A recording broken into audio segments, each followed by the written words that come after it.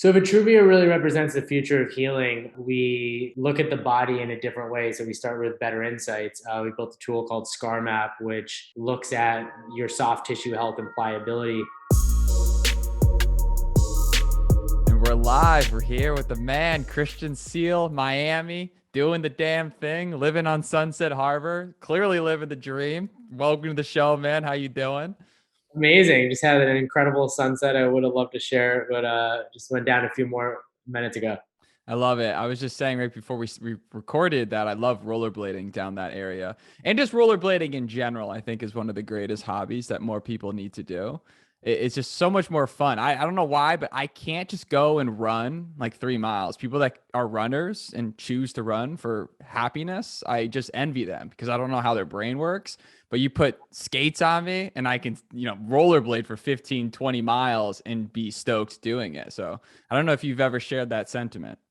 My former girlfriend got me rollerblades, and she got all the pads too, like for every single the wrist, the elbow, the knee, and every part. I only fell like 2 or 3 times, but I don't know that I could do 15 or 20 miles. But I totally understand what you're saying. The scary thing is going across the Venetian Causeway because you're like right in that lane, and people are going super super fast.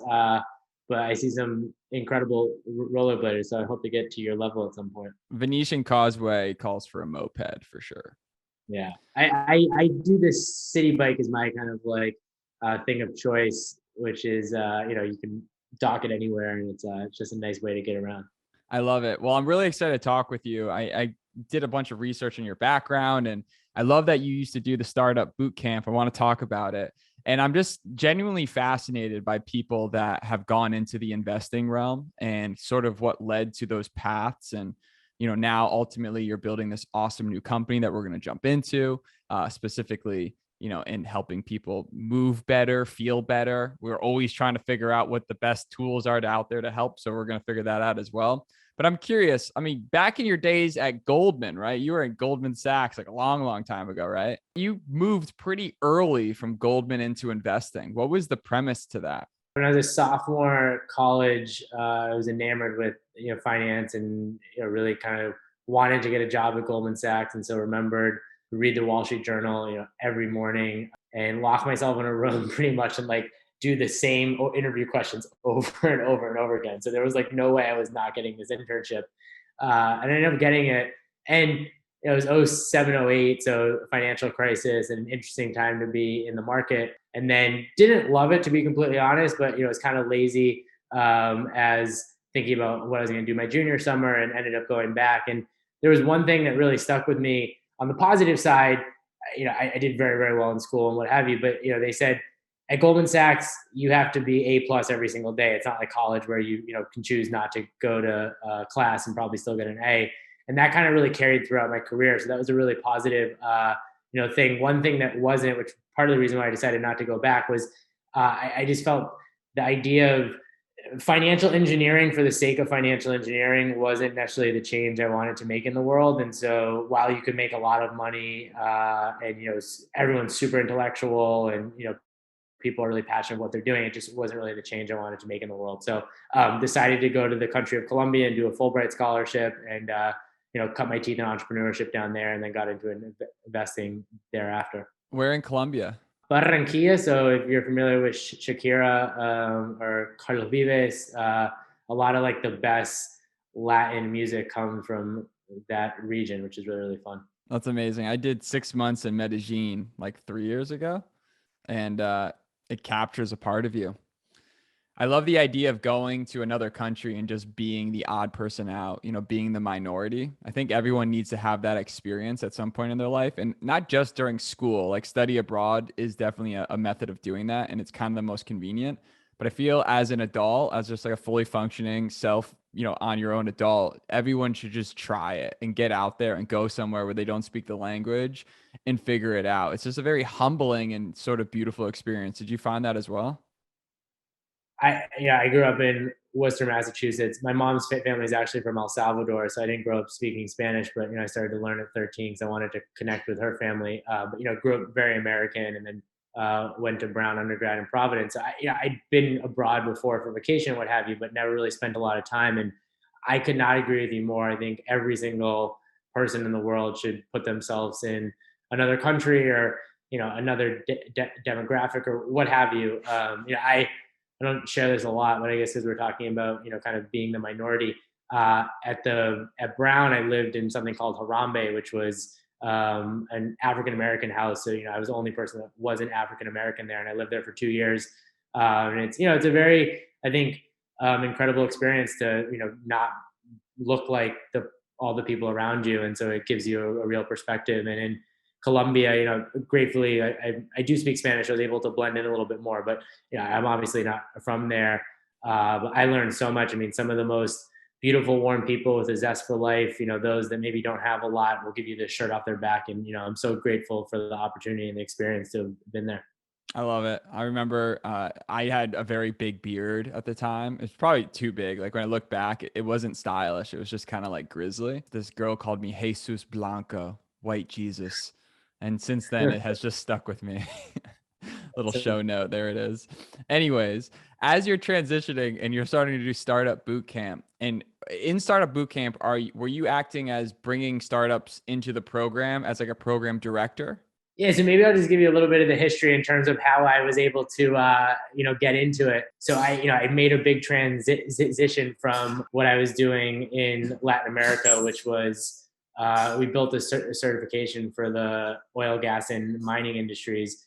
And I had like three really distinct experiences that happened to me in healthcare that propelled me to say, I really want to help transform health and lives. I ended up doing was saying Miami is this just really interesting place to build and scale healthcare companies. Because I think it looks like a lot of what the U.S. looked like in 20 or 30 years. I used to always say it was like the city of 2050.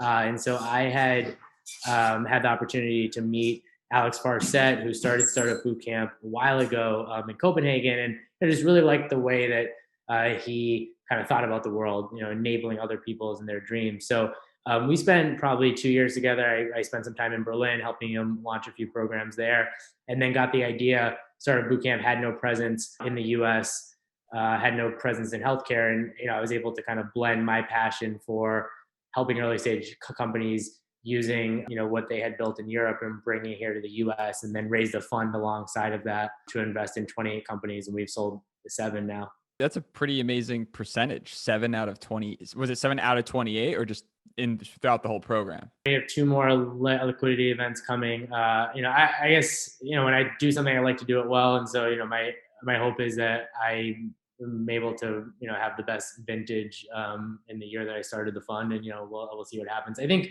more importantly than the financial impact, to be completely honest, is, kind of making sure you're making an impact in people's lives. I think the one thing in healthcare that's, I would say, problematic is like you can make a lot of people a lot of money, but if you're not helping the patient at the end of the day, it's like, why are you doing it?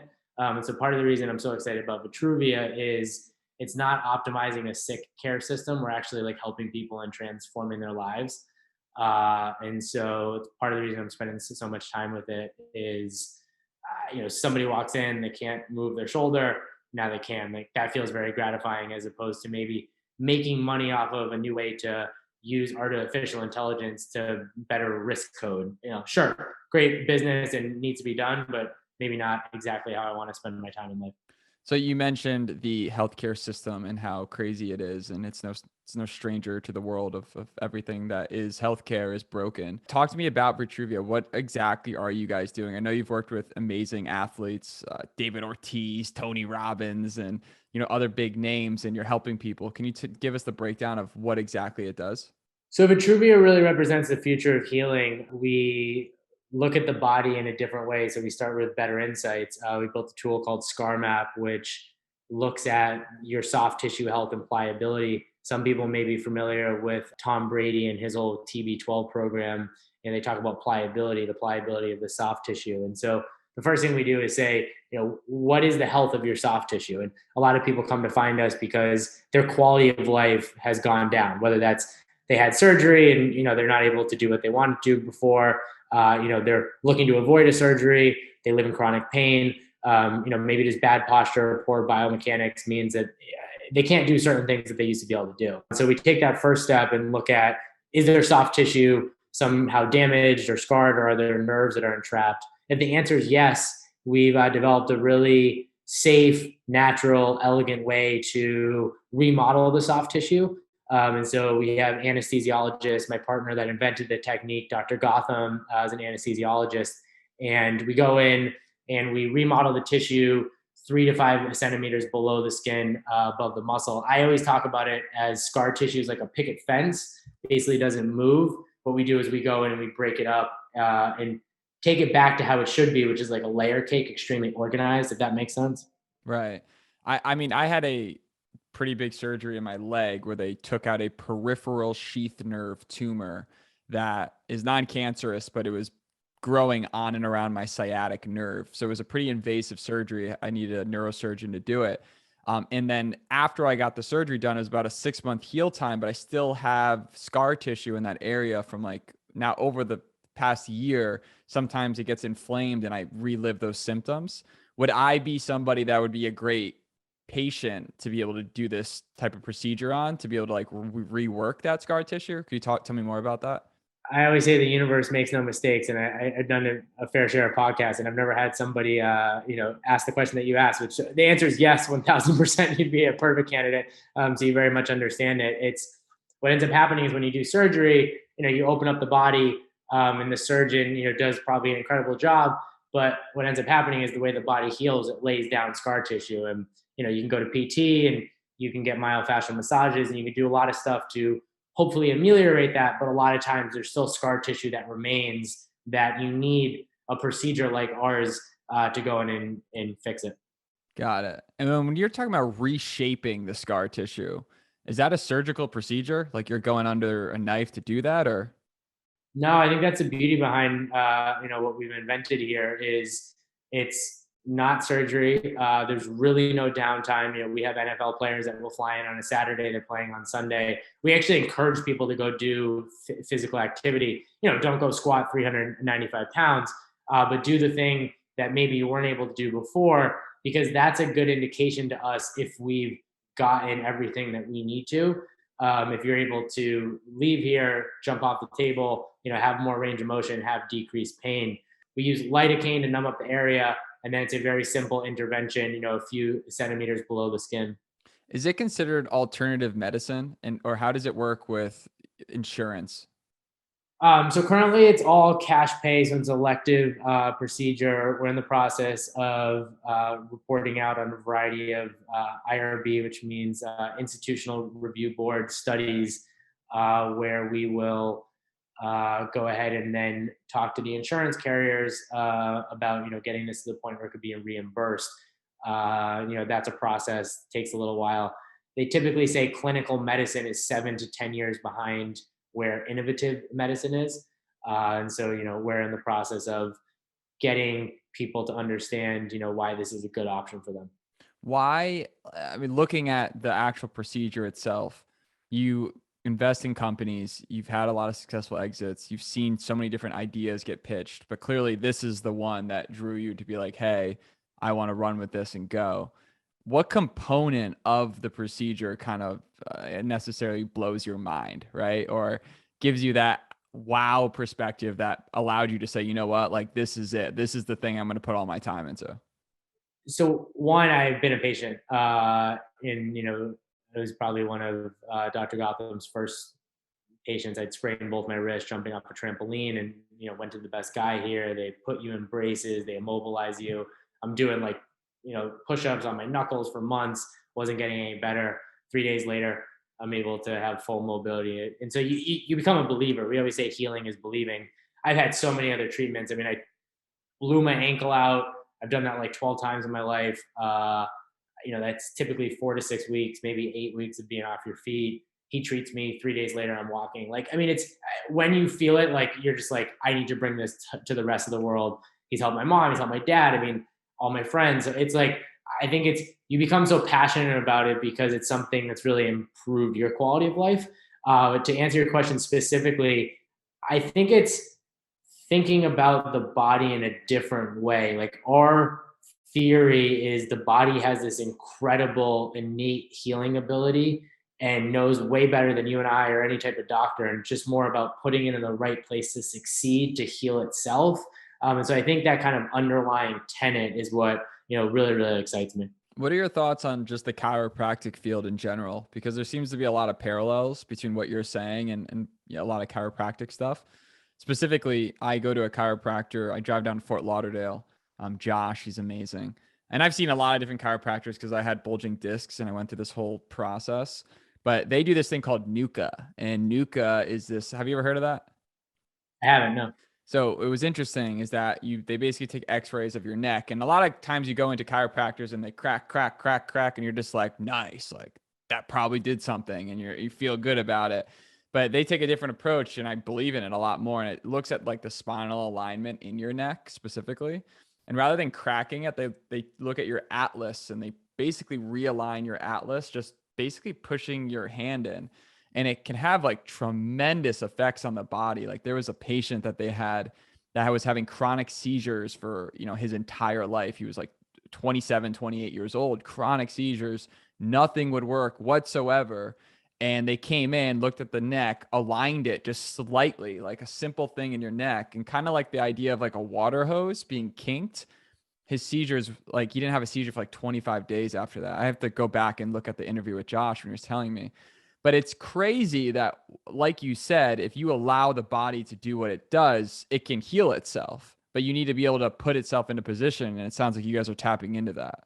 I would love to meet Josh. Could not agree more. I think there's a whole industry of folks that maybe aren't accepted by the traditional medical world, though I think that's changing. That have found other modalities to treat, and as I've grown older, I used to take a lot of over-the-counter medication. I used to take antibiotics like it was my job. Anytime I get sick, I would do it, and I kind of come to the belief that the more you can do things to help put your body in position to heal itself, that's a better route. Not to say there's not a place for medication, there's not a place for surgery. I mean, all those things are completely necessary. I just always think of them as the last resort. 100%. The hardest thing about alternative medicine is the not accepting insurance piece, because it's like most people in this world, they're used to some level of insurance being accepted. And when you go to a naturopath for your gut or a chiropractor or Vitruvia, and all of a sudden you have to drop $5,000 on something, you just immediately think it's a scam, right? Especially if you don't get immediate results, similar to like 10x the grief you get than if you go to the gym and don't get results because you spent a lot of money on it. And there's just this overwhelming resentment. So it's almost interesting because I feel like that perception won't change until somehow healthcare catches up with being able to front those bills. Yeah, and I think you're seeing some interesting things with insurance companies. They're paying for food. They're paying for gym memberships. I have a good friend that owns a large network of gyms up in DC, and they've got insurance reimbursements. They've been able to show improved outcomes. So I think it's coming. I mean, I agree. It's definitely not where it needs to be yet, but I think we're on the pathway. And then on the flip side, you're seeing consumers come out of pocket a lot more for things, and I think the reason for that is we're fine as a society, maybe spending 10, 20, $30,000 on a Hermes bag or a nice watch. I tend to believe your most important asset is your health. And so, to the extent that you look at it in that frame and it's not something that, somebody else should pay for, but you really should be investing. I think people are starting to wake up to that a little bit more and willing to, reach into their pocket. I think the last point is in the world of high deductibles, sometimes you have to pay $10,000 to even out of pocket to even get your insurance. And so some people are waking up to the fact where, sure, I'll have catastrophic insurance, but maybe I'll just take that $10,000 I was going to pay anyway and, go to the natural path or, some other type of alternative medicine person. Yeah, it's crazy. It makes total sense. I completely agree with you. And it's interesting too, in the world of COVID and all the, times that everyone's saying, you never hear the government saying, I don't want to get all polarizing here, but it's just the fact. You never see people say, treat your body better, get healthy, go out and get exercise, stimulate immune system. Mostly it's just burying it with pills. And I have a personal experience, not with COVID, but with SIBO. I had an issue called small intestinal bacteria overgrowth in my stomach. Have you ever heard of it? It's like bad IBS. I had something similar growing up, so I'm very familiar. But I didn't have the same exact thing. But yeah. But basically, like, there's a pill that if you take it, it reduces the chance of you getting it or healing it by 40% in terms of reoccurrence. But I ultimately did something called the elemental diet, which is like you literally drink the same liquid diet every day for 2.5 weeks. I mean, it sucks, but it worked. And it's just a great example of allowing your body to heal because essentially it gives your gut a digestive break. I always think like fasting is so fascinating because it does require like a level of fortitude to just be able to go through with a fast. But the amount of goodness for your body and just reparative stuff that happens during a fast is absolutely amazing. I just think that if the whole world just fasted for X amount of time, we would see such a traumatic decrease in overall sickness. I couldn't agree with you more. And you got to ask yourself, for however long humanity's been around in every major religion, fasting has been a tenet. And so, Western medicine is hundreds of years old, right? Fasting is thousands, not tens of thousands of years old. And then, our real ancestors used to go for days without food. So I couldn't agree with you more. I mean, one point on that front is, today I jumped in the cold plunge for 4 minutes or five, whatever it was. And, I've started to do that every single day. And at first it's, it's a little bit of mind training, but like now, like my body craves it. It's like, where's my cold plunge, dude? Or, like with the sauna, it's like, if you're not sweating or, for me, working out's like super important to keep, my mental stability. And yeah, these type of things are, it's almost like we've overcomplicated things so much in our healthcare system that to get back to basics, would probably be helpful for our health and then our overall system as well. Sauna, I love sauna. I got a sauna for my house and I'm just obsessed with it. I just like being warm, but I still have not been able to get myself to just be consistent with cold plunges. Like it's just Yeah. so miserable. I've done it a few times, but I'm just such a wimp. Like I only can do it when everyone's watching me and I just have to like man up. For me, it's a really like, I meditate a lot and, learn to breathe. I used to be a mouth breather. I still am, but I've learned to breathe a little bit more through my nose. And so it's a really good breathing practice because the one thing that, you have the fight or flight response. I think now my body's pretty accustomed to it. So it doesn't have as much of the fight or flight response, but you are able to kind of calm yourself more and more with the cold. And I would encourage you to continue to, because I think you'll find that, it's a beautiful thing. Yeah, one of my good friends, Skylar, is actually moving in to my house in a few months. He went and did the 2 weeks with Wim Hof in Poland. And if anyone doesn't know who Wim Hof is, he's the Iceman. He's like the dude behind the ice plunge. He's the guy that set it all off and did all these studies about what it can do for your health. And this is a kid that I would have never, ever taken for someone who'd be like breath work, meditation, any of that stuff. He came back and became like a full yogi, like hosts breath work, like does all this amazing meditation and just had such a dramatic change from that experience. Meditation and getting that becoming part of your daily habit, I truly think that that is a superpower if you can actually harness it. Like anyone can have it, but again, it takes discipline, retraining the brain. I'm like 25% there. Like I still have ways to go in terms of consistency. But how do you feel that, like, do you feel like when you got into actually becoming consistent with meditation that you saw those effects, instantly? I don't know instantly. My experience has been, I'm 30, about to be 35. I started when I was 25. Really, because I had a pain point, which was I would wake up with an avocado pit of stress, which I think is probably not too dissimilar for a lot of entrepreneurs. And so, I just got to the point where I couldn't really like function anymore. So I had to find something. I never really thought about like antidepressants or anti-anxiety stuff. It just really wasn't what I wanted to do. So, uh, I would say it's been a long process to kind of get that avocado pit of stress, out of your body. And I think it's a lot of retraining the primary question that you ask yourself. If you wake up and you say, well, what's going to go wrong today?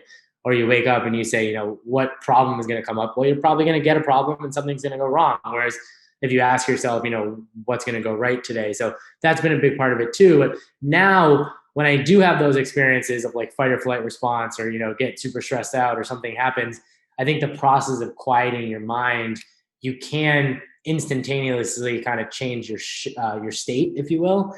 And then the other thing that's been really helpful for meditation is I used to really like look externally for answers. It's like, give me more information, read the news every day, go to these like crazy elite schools, information.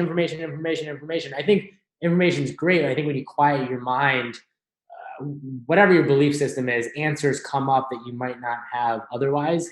And so I think you can kind of get downloads and get answers that are inside. Interesting. If you could kind of like look back at your life, have you ever had a really, really bad habit? Like, what's the worst habit or thing that you partaked in that just slowed you down, that you felt was holding you back?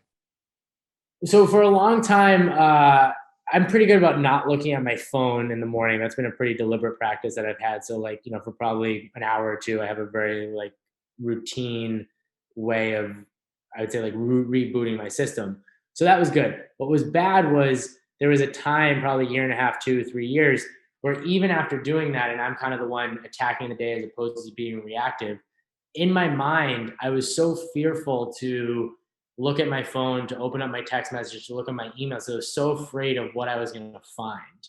And so I didn't really realize how bad a habit that was. But every morning I'm doing all these things that are supposedly good for you, quieting your mind, this, that, the other. And then what I'm looking for is like, I'm okay, show me the stuff that's bad so I can like stress myself out. And it wasn't until my former girlfriend, she was like, "You're addicted to stress," and I had no idea what she meant. And I think she was right. It was like I needed that cortisol rush of like crisis, emergency, like I'm gonna put out the fire, what have you. And that was a pretty bad habit. So now if it happens, great, I have to deal with it, but I'm not like searching it out. Addicted to stress. I've actually never heard that. That's fascinating. That realization of like, oh, wow, I'm chasing anarchy. Like I was saying to my friend, who's like one of my best friends, I'm actually marrying him and his soon to be wife. And she was like getting angry at him. And we were just the three of us. I was third wheeling at dinner. And she says to me, what do you think are his best traits and his worst traits? And I was just going through and I was like, one thing I think about you to his wife is that I think that you almost wish that he wasn't as good as he is because you're craving some level of drama. So many times people in this world don't like when everything's working out. They like a fire, they like a challenge, they want to feel upset, they want to cry, they want to think the world's against them. And I think that's a very somewhat natural component that happens to a lot of people. I think it's how you're brought up, and some people, and it's just becoming conscious of it. I mean, I think about the girls I used to date and what have you, particularly as 10, 12 years ago. Like I saw a lot of drama going up in my household, and that was very much kind of like something that I was programmed. And so I think I went and found a lot of drama, and it was like fun until it wasn't. Though, yeah, I couldn't agree more. I think a lot of us aren't conscious of some of our kind of belief systems or things that if aliens were to come down and be like, why is this person always seeking out more drama? It just doesn't make any sense. But when you're not conscious of it, it's kind of hard to get out of. That's literally the society we live in. I mean, you look at the news. If you're a news junkie, that's all it is. There's so much. I mean, I'm in the same boat with you. I think every person that's a entrepreneur and or a human is at some level very easily addicted to their phone. I definitely am ashamed a little bit of how addicted to my phone I am. And when I say addicted, just looking at emails, like I'm still trying to figure out the way to get that because it's 24/7. We don't have a break, right? In our society, we don't have a break. You're open 24/7 unless you set rules for yourself, which is difficult, especially as an entrepreneur, because it's like, what fire is going on right now. And you clearly have experienced that. Yeah, it's interesting. Like France and I think a few other countries have made it illegal to email folks after 5 p.m. or on the weekend, and I think those are good practices. It's hard to remember a time, when you weren't so dependent on your phone. In my case, I don't have a car, so I use Uber, so that's something I'm really dependent on. I order food from Uber Eats. I mean, there's a lot of stuff that you're really dependent. I haven't done a good job maybe the past few months, but I used to do a very good job on the weekend of I put my phone on airplane mode, I put it away, and then I go throughout my day. I think because it's like you're trying to meet up with people or you need the Uber or this, that. I use it as an excuse. But I try to do, call it 2 to 4 hours. I wish I could do more, particularly on the weekend where I don't have it. And just that break is like pretty incredible. But it really requires it putting it away and then leaving the house because, I'm like you, if it's there, I'm probably going to go to it. The other thing that's been really helpful for me is putting it on airplane mode And people like joke, they're like, you're literally the hardest person to get in touch with because my phone's always off. And I do it by design because I have willpower, but I think at any point, if you're getting inbound, you're probably gonna be like, well, maybe I'll take that and what have you. So it's like if you just take it out of your life, it's almost like food in the fridge. If it's not there, it's pretty hard to eat. And for me, putting the phone on airplane mode is kind of the same thing. Yeah. I like that. I was just speaking with Joven Wade in the episode right before this, and he said that one thing that's helped him a lot to eliminate a lot of his daily stress is he takes like 15 minutes before the end of the previous day. So, like the night, right? And just write down what you need to get done the next day, like the three biggest things or whatever, so that it takes away all the stress because there's a lot of stress that comes in the morning when you're like, oh, like, am I on my shit? Like, I feel like if I don't know like where everything's at in my various aspects of my life, I get stressed, which is why I hate going on vacations. Like I get upset when I'm on a vacation because I'm just like, I feel so useless. Like I'm not moving the needle forward in any single way. And he said a good thing to do that is just making sure that you know what you can do and you plan the night before. So you eliminate in the morning stress so you can get your gym done, get your meditation done, and just crank. Another way to think about it, which has been helpful for me, is that's really, I think, a helpful tactical thing if you want to continue to strive and be productive, which I think all of us do. The other thing is just to focus on presence a little more. So one thing I'm really practicing is like, sure, maybe I have three things to do tomorrow. Maybe they're really important. Or I'm just going to be really present in this moment right now and enjoy it for everything it is, and then take it moment by moment, which is way harder to do than it is to say. But I think when you do that, it's like you really start to live a little more. Yeah, being present, which meditation helps you hopefully become more present so you can take Vitruvia and expand it globally. So what's the plan? So right now, do you have like a flagship store? Flagship in Miami Beach, Sunset Harbor, and then we're in the process of training other practitioners in this technique and licensing the scar map technology. So practitioners that already have an existing patient population can service their patients, and that will be happening, call it the end of the year here. We will be hiring more practitioners that will train in this technique, and so end of 2022 will be big expansion for us. We're being featured in a book that's coming out written by Tony Robbins, I think next month, which would be exciting. And then, excited to get this out to more people so they have the option, if they're in pain or have a lack of mobility. Does it have to do with like lasers? Is like how you're actually doing the therapy? No, so it's ultrasound guided. Anesthesiologists are using specialized needles to go in and repair and remodel the soft tissue. And then we use a combination of proteins as well as fluid that mimics the pH of the body, that helps in the process as well. It's so fascinating how we're learning more about this. Like it's going to be so cool 10 years from now to look back and just see like, holy smokes, like just how much everything's changed, which means we are living at a great time in the world because we're young enough to be able to experience all of it. But at the same time, we're, old enough to be able to enjoy it and not get sucked into it. I feel like it's almost harder for like very young kids just in the world of social media and, metaverse because they're just going to get sucked right in. They won't know what it was before. Yeah, I agree. I think hopefully there are folks that still see the beauty in whatever this reality is in nature, and not having to be in front of a screen all the time. Right. But I'm pretty stoked on metaverse, to be completely honest. I'm all about it. I would love to be able to throw some Oculuses on and just like wake up and Ready Player One. I'm all about it, 100%. I just think that'd be such a cool experience. Anyways, so in terms of your future plans, Vitruvia, so you're looking to license this out, you're looking to get more practitioners and scale that. So does that mean that like a chiropractor such as my friend Josh could become trained in this method and then they could bring your practice of Vitruvia into their clinic? So the licensure varies by state, and there's rules around who can puncture the skin and who can't. I don't believe chiropractors are able to. I could be completely wrong on that. And so it'll depend on the level and the type of license that one has. The software is a little easier to license to a broader group of folks. Typically, the procedure will be done by medical doctors, and again, that will depend probably on the state. But yeah, that's the idea. We'll license the technology, the know-how, the training, and then we will also bring some other folks into our fold, and most likely have a few other places like the place that we have in Miami Beach here to deliver care. What's the biggest thing that kind of holds your business model back? Like, what's the hardest thing to overcome?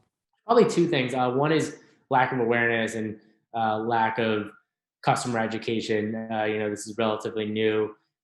When PRP came out, for example, which I think the data is unclear on to date, folks didn't know what it was, but now it's starting to be a little bit more in vogue, and you could go to your person at a large academic medical facility and they'll suggest PRP to you. So we're probably 10 years behind where that was. So one is education. The second is, what we've developed is very innovative, and not a lot of people know about it on the practitioner side. So training other practitioners, is something that we need to go ahead and do. So, we're able to get this to more people, the more practitioners that there are that know how to do it. And you have to build an entire academy or online academy. How are you thinking of doing that? Yeah, so there's really good models in terms of fellowships and a variety of other. You start with kind of reading online material, and there's in-person practicum as well. And so the certification model, if you will, is something in Medicaid, or the accreditation model is something in medicine that I think is pretty tried and true. And so we'll follow best practices there. And then bring the innovation to it where possible. One example of that is with telehealth now, we can have somebody in California using an ultrasound telehealth us in Miami, and we can be coaching them. Or with with augmented reality, you can overlay things, and with the HoloLens, you can put the goggles on and you can start to see some stuff without having an actual patient in front of you. So the model of kind of in-person online courses has evolved, and so we'll be able to do some really innovative things that hopefully takes the learning curve and truncates it a bit. I love it, man. If you could go back, this is something I ask every single person that ever comes on the show. And if you could go back in time, you mentioned back when you were 25 or even 18 years old, and you could have said maybe 1, 2, or 3 things that could have saved you a ton of time, money, heartache, headache, stress, addiction to stress, whatever it may be. And obviously the best answer is I wouldn't have said anything because it made me who I am today. Right. But if you couldn't say that and current you is talking to old you, what are some of those things that you would have told yourself? It's a great question. I think, we should ask it really often. I'd say the first is don't worry. Things always work out. Maybe not the way that you've envisioned them to, but just there's no reason to worry. Just take that energy and put it towards doing something you enjoy. I think the second thing I would say is don't be afraid to speak your truth and be authentic to yourself. I think, at least in my own case, I was very worried about what other people thought, very worried about people pleasing. And I think that takes a lot of mental energy to worry what other people's reaction will be to you, because you have zero control over it. And so really all you can do is just be kind of authentic and true to yourself. That's amazing. Don't worry. That's if it's only that easy, right? I love it. I appreciate it, man. Well, I thank you for coming on the show. We're excited what you're doing with Vitruvia. I would love to come to the clinic sometime and check it out. We'll scan you up, and then would love to meet your friend Josh as well. Yeah, absolutely. I'll make that introduction. It'll be fantastic. Well, we appreciate you. And until next time, my man. Sounds great. Take care. Enjoy your Thursday. Thank you for listening to another episode. Remember, hope is not a strategy. Keep making moves. Till next time, peace.